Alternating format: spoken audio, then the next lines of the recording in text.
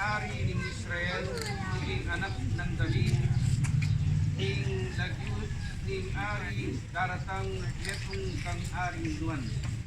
Sablang pulutong ing anghel bago, ika ing kupuryanda, meto ketawan kayadera, pati sablang delangan.